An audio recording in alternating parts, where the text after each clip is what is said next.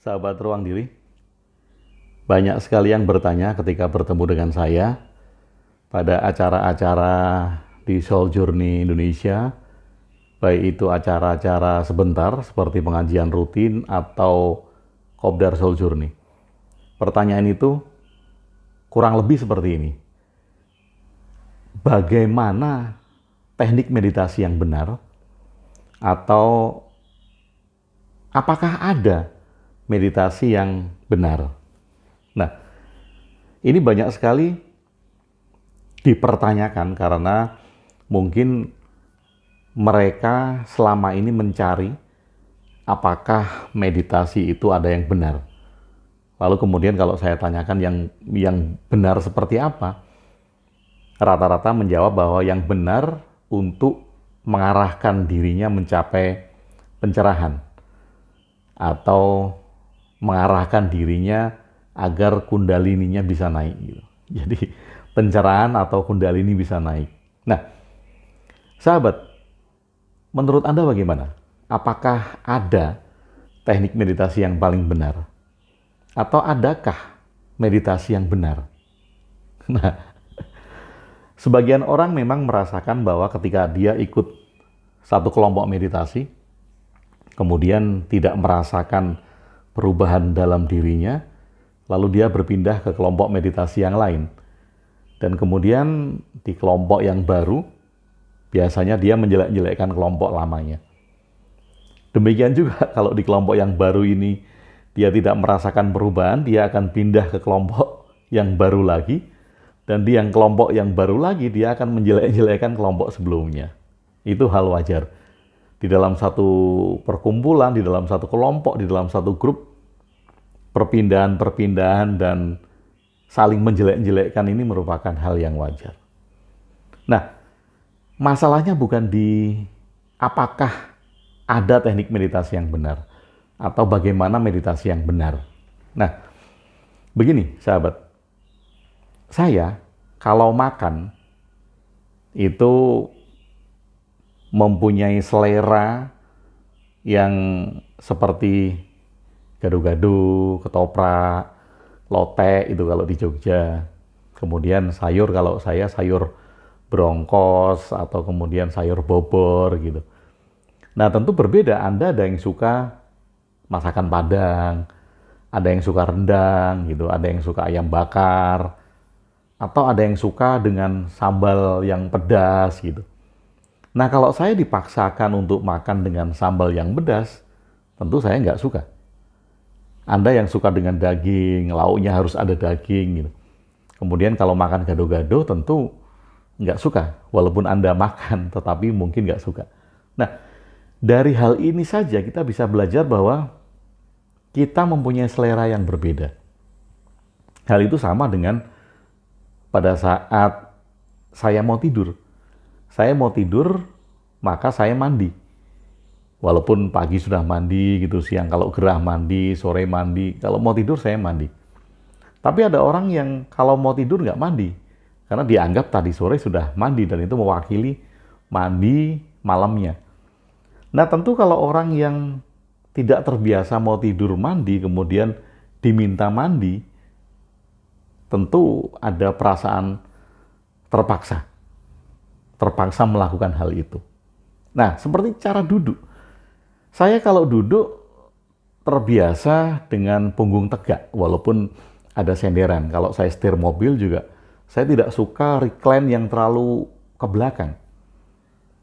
Kalau recline terlalu ke belakang, pasti saya akan kedepankan, sehingga tulang punggung saya tetap tegak pada saat duduk. Itu kebiasaan saya, tetapi saya melihat teman-teman saya ketika setir mobil, recline-nya agak ke belakang. Jadi menurut dia itu adalah posisi yang nyaman, yang santai. Nah, bagi saya posisi tempat duduk tegak itu adalah nyaman bagi saya. Tapi bagi teman saya, agak ke belakang itu adalah nyaman bagi dia.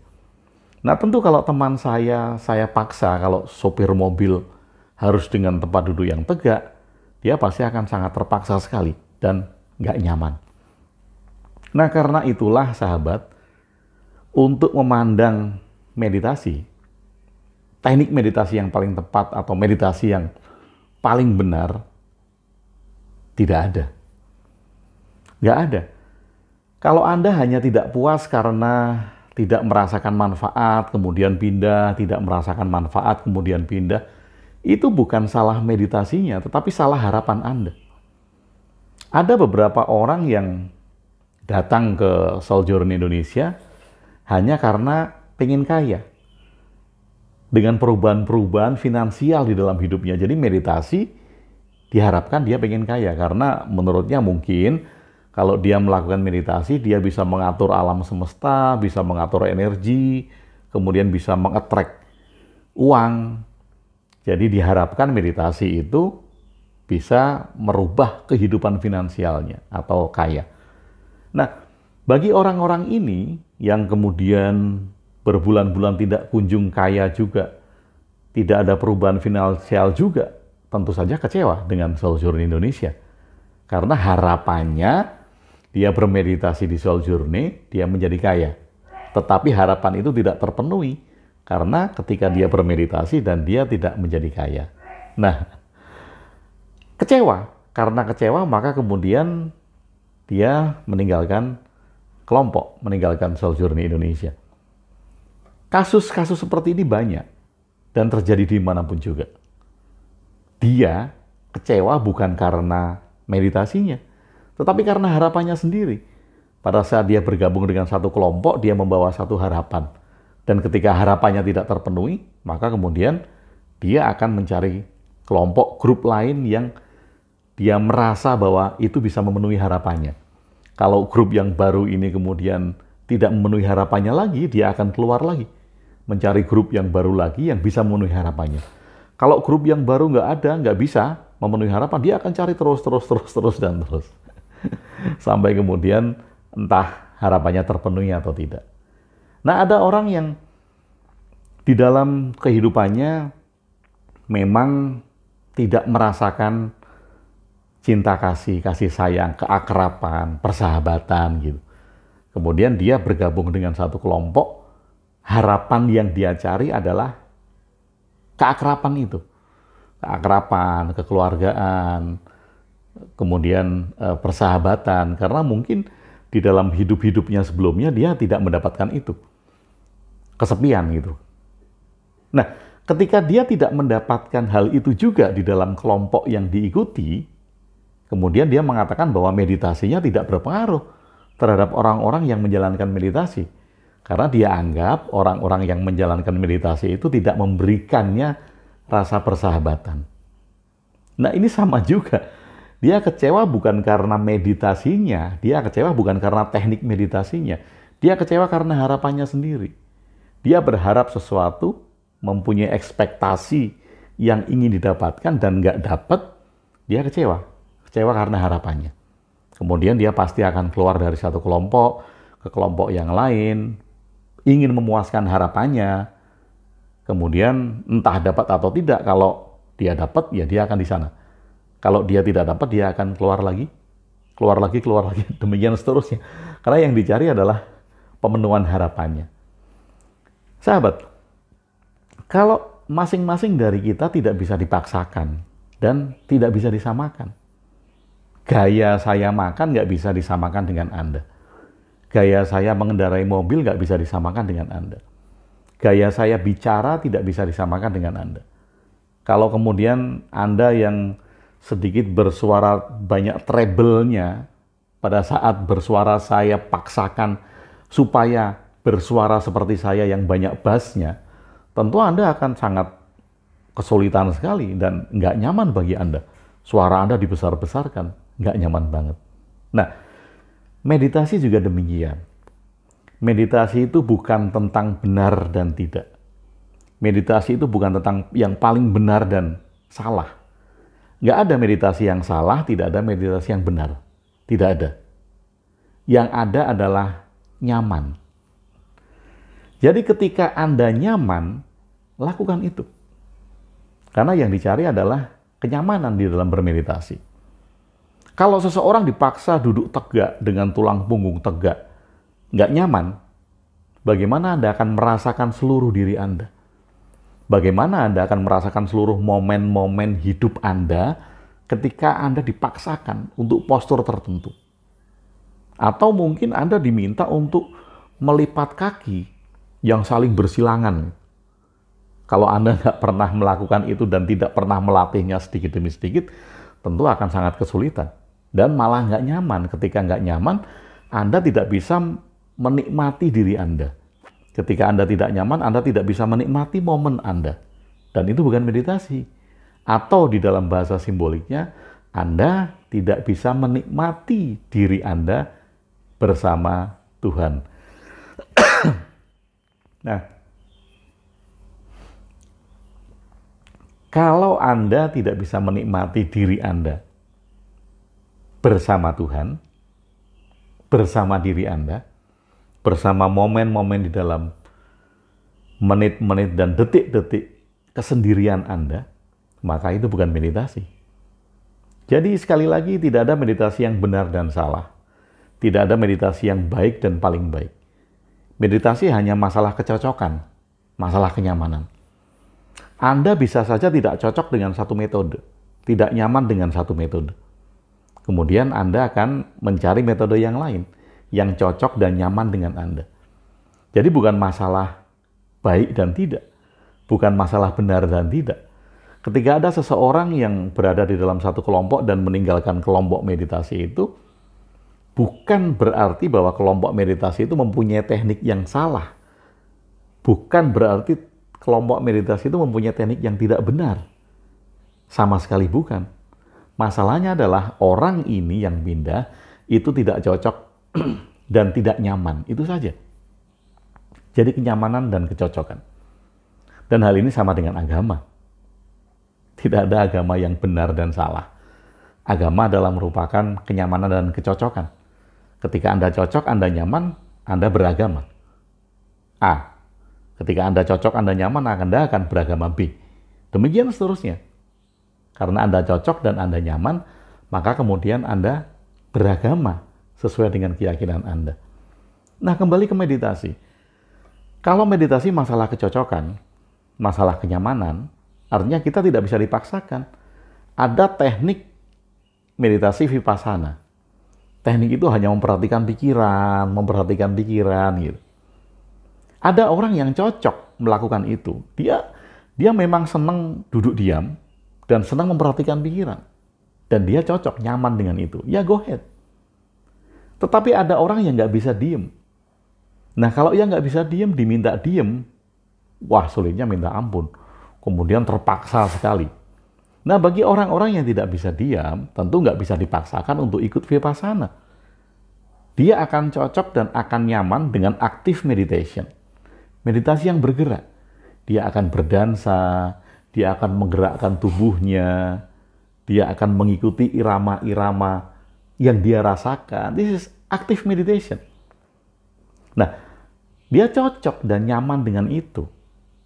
Ada juga yang cocok dengan gerakan tubuh, dengan gerakan-gerakan yoga yang dimaksudkan untuk meditasi. Nah, kalau memang senang, memang cocok dengan gerakan-gerakan tubuh yang seperti yoga, ya silakan, karena itu cocok dan nyaman. Jadi bukan berarti vipassana itu jelek dan tidak baik, active meditation itu bukan berarti jelek dan tidak baik, atau gerakan meditasi yang dipakai dengan postur-postur yoga itu juga jelek dan tidak baik. Sama sekali tidak. Sekali lagi, meditasi adalah kecocokan dan kenyamanan Anda. Di mana Anda nyaman, di mana Anda cocok, go ahead, silahkan lakukan.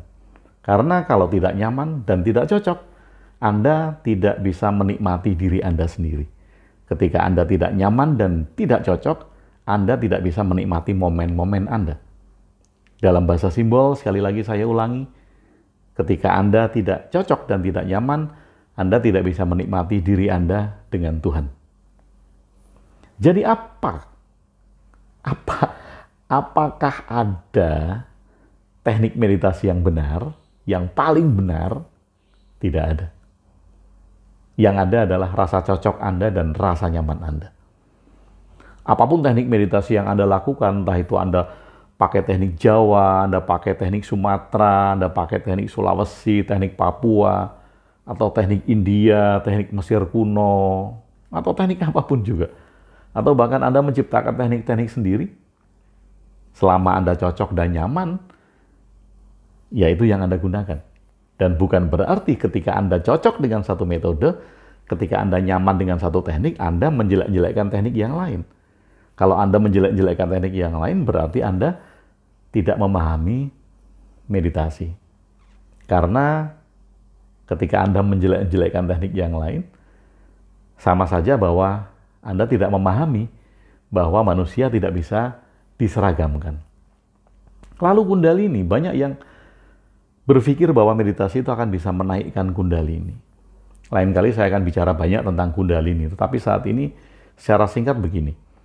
Banyak yang menyalahartikan bahwa panas tubuh atau ada aliran-aliran listrik di tulang punggung ketika Anda melakukan teknik meditasi apapun, itu dianggap sebagai kenaikan Kundalini. Sebetulnya ini adalah hal yang sangat fisika sekali. Ini adalah fenomena fisika, panas tubuh Anda meningkat, ada aliran listrik yang terasa, ini adalah hal yang sangat biasa sekali dan itu bukan Kundalini.